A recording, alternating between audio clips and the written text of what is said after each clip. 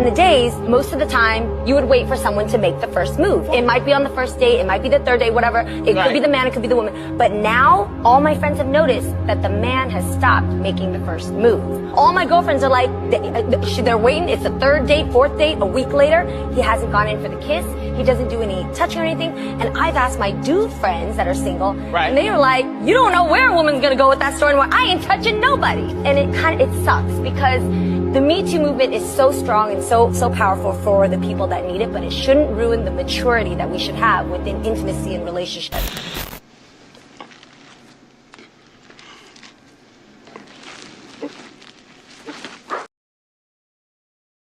In college where I would pretend to be a conservative on Tinder and then exclusively date conservative women. And I know what you're thinking, like, why would you do that to yourself?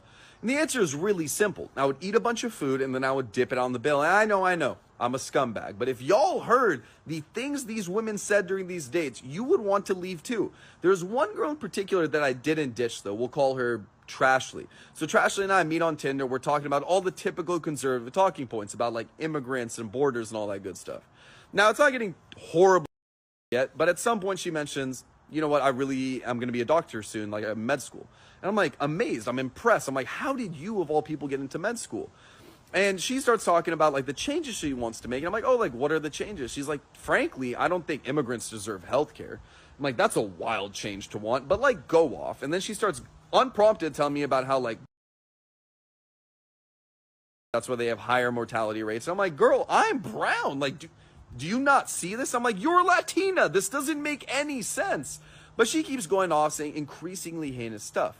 Now, at some point, I'm like, I don't need dinner. I need just desserts. So I'm going to record you on my phone and see what I can get. So I just egg her on, and her shamelessly just keeps on going off, just saying horrible, horrible things.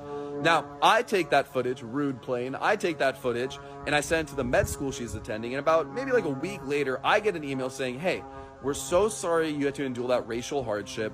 We've taken the appropriate steps to ensure that Trashly doesn't perform medical procedures anywhere in California. And I'm sitting here like, wow, I probably saved lives. Like, I'm not a doctor like my... Are y'all realizing that myself and other women are saying bear because we would quite literally rather... Yeah, sweetie, we know why you choose the bear. He's taller than you, he's muscular, he has babies with multiple females, he doesn't take care of his babies, and... oh yeah, he's violent. Am I making too much sense yet? Thought so. Men marry inconvenient women. Men run away with inconvenient... Oh, how I wish I could reach this level of delusion. However, no, men do not marry inconvenient women. Men love chasing inconvenient women for validation. But they quickly grow tired of this, and then they will settle for the girl who is just like easygoing and never asks them to do anything. And let me tell you how I know this. I have very bare minimum standards for men that would place me into this category of inconvenient women. I know, sweetie. I've seen your TikTok page. And boys love to chase after me. And some of them last a week, some of them last a month, but in the end, they always burn out. Like, for the longest time, I felt like Dane Cook in that movie Good Luck Chuck, because every boy I dated would go on to date the next year for, like, months or even years. This last year, 3 of my... Here is reality. Nowadays, a man should bankroll each piece of dating, since he is the one who is responsible for paying for dinners, drinks, and outings. Don't forget about the price of that fancy car and the gas it takes to run. Besides, we shouldn't start with the misrepresented gifts and the expensive home he ought to give just to keep her around. Basically, a man is viewed as useless in the contemporary dating scene on the off chance that he doesn't have cash, which is quite possibly of the present most major problem. Most women today, they miss the mark on genuine abilities or gifts and are just agitators. Women used to be able to cook, clean, support you through thick and thin, love you unconditionally, have children, and take care of the house. Those times have passed. They now enter relationships without any skills, concern, or even the desire to remain when things get tough.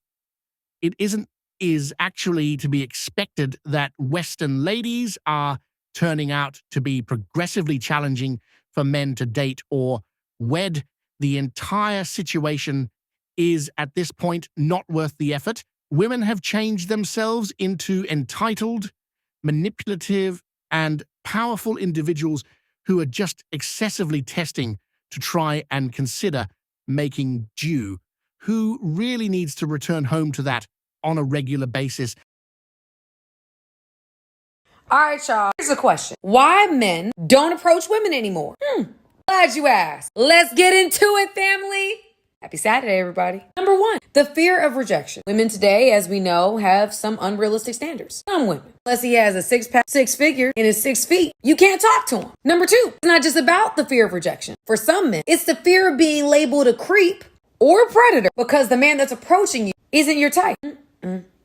So because he's interested in you, he a creep? Come on now. Number three, online dating, which has made it so men don't have to get rejected in person. Number four, social media. Now you can just run up in somebody's DM. You don't have to have communication skills. I think all this technology and everything has made our communication skills terrible, y'all. Terrible. And last, we've seen how women will reject men in unnecessarily rude ways. It's okay to not be interested, to try to embarrass them. Y'all, we gotta stop. Study on date psychology recently revealed that 48% of men 26 to 40 years old have not approached women in the past year, and 60% of men aged 18 to 25 said they haven't. In the entire dataset, 30% of men said they never approached a woman in person before.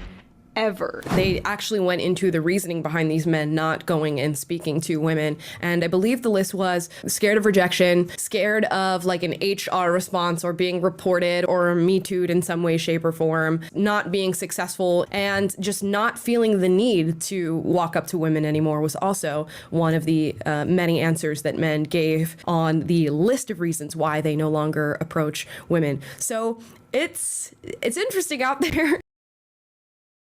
Dedicated my first episode to young women and really talking to them about these are the options that are being presented to you. Less, take off more clothes, do the most to get attention, right? If you think that that's freedom, the idea that you have to wear less and the idea that you have to get naked to be heard, you really think that's a form of freedom? Because that's slavery, that's bondage. I didn't have to take off my clothes to be heard in society. And these women will realize that when you follow these people that are self-imposed feminists. I'm a feminist. I do this. I'm a feminist. You hear that word over and over and over again. You'll find that the majority of them are miserable. Look at their lives and ask yourself a question. Do you think they are happy? Do you feel good when you do what they do? Right? When you're constantly looking for a dopamine hit from social media because you took your clothes off and you want somebody in your comments, a thirst trap with your ass out, right? And you want someone in your comments going, "Oh, you slay bae. You slayed the day, bae."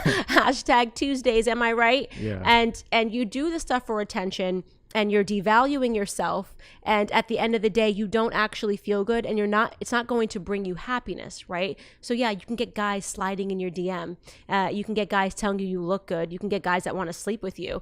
How many of these people actually get guys that want to stay with you, right? Are not in somebody else's DM. The same way that you found him is the same way he's going to find somebody else, because we are increasingly becoming a part of a society that's ADHD. You want to know why our grandparents stayed together? Because they weren't looking at ass cheeks all day on Instagram and refreshing it and going, oh, well, that girl looks younger, that girl looks better, that girl's face tuned, and I think that is what these young women that they're following are telling them. You've got 13-year-olds getting lip injections, right? Because they want to look like Kylie Jenner. Again, not a shot to Kylie Jenner, but what society have we created that ever made Kylie Jenner feel like she had to go out and buy those lips, that she had to contour her entire face and change her entire body? She was already a beautiful little girl. So the society is ill. It's not normal, right? Don't let these people convince you that that's normal. That's cancer, and that cancer will become contagious to you if you accept that. You don't follow better. Dating could, regardless, be a thing. Nonetheless, might we at any point only be genuine briefly? It's formed into something unrecognizable. Even though the rise of online dating has thrown a wrench in the works, some people still believe in long-term relationships.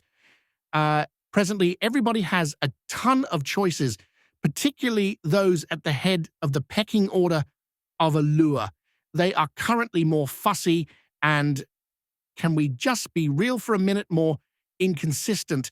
Ladies today don't feel the dated strain to get hitched on the grounds that they are monetarily autonomous. They shouldn't. Why? They can look over a plenty of choices. Yet here's the kicker. Dating overall has changed. It is no longer connected to coming together to build a coexistence. It has become more about comfort and less about responsibility, especially if children are not in the picture.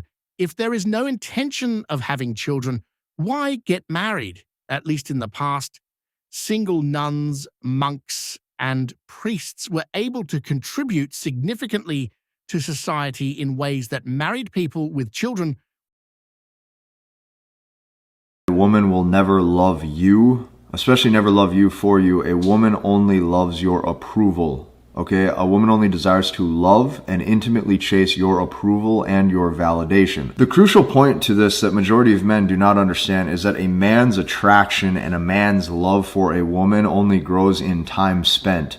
A woman's attraction and a woman's love for a man only grows in time apart. Therefore, it is never, and I mean never, in a man's best interest to spend lots of quality time with a woman. You're going to notice a decrease in desire, a decrease in attitude. She's going to be colder, ruder, and more masculine, and you're going to notice a decrease in sexual intimacy that she has for you. Red flag number 7 is when she has guy friends. There's some rare scenarios where like a guy and a girl are old childhood friends and there's legitimately no sexual tension between them, but almost always when a guy and a girl are friends, there's some degree of sexual tension. And even if the girl's not interested in the guy, a lot of times the guy has been friend zoned and he's just like hanging around to see if he gets an opportunity down the line. And if you're talking to a girl and you notice that she regularly hangs out one-on-one or even just texts one-on-one with other guys, she likes the validation. Those guys are waiting to swoop in if they can. And a lot of times, like, girls that have a lot of guy friends, they have one foot out the door in a relationship and they have like a lineup waiting for like, oh, if this relationship ends, it's okay because I have all these other guys that are interested in me. And then she never even fully invests into the relationship with you in the first place. How many guy friends you got? 0, but I'm friends with a lot of your friends. That's different though. Like, if I would want my girlfriend or my wife to be friends with my friends. It'd be weird if she wasn't. The 20%ers are the men that advanced ladies pine for, frequently acquiring 6 figures because there aren't enough men to go around.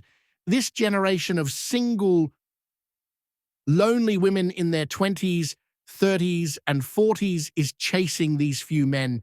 Ladies who procure not exactly the normal person are turned somewhere near ladies who procure a negligible part of what they do. These ladies accept they merit a man who can give a rich way of life. However, they are told to zero in on their certifications and vocations prior to thinking about connections or families.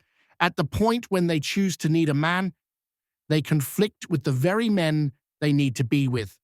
Relationships are doomed to fail unless there is balance, one male and one female. Both the laws of the universe and biology do not lie. Women will be left to figure out where they went wrong in 2024 and beyond as men continue to quietly opt out. This concludes our A4 Anonymous coverage for the day. Click that like button, please.